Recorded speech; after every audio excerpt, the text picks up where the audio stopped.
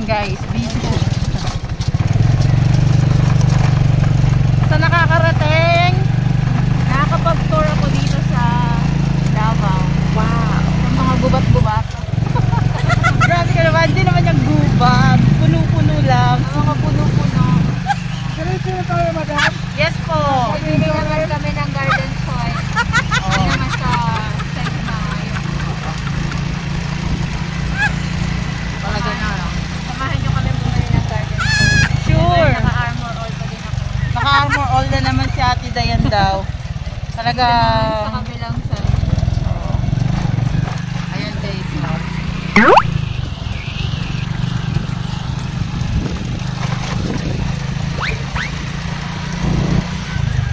Ano feeling pag naglalakbay ka sa ganitong lugar? Ano para kang si Dora? Hindi, kasi si Dora. May Masaya, bag, no? wala akong backpack. Masaya kasi ngayon lang ako nakarating dito. Shoutout mo naman yung taga Laguna.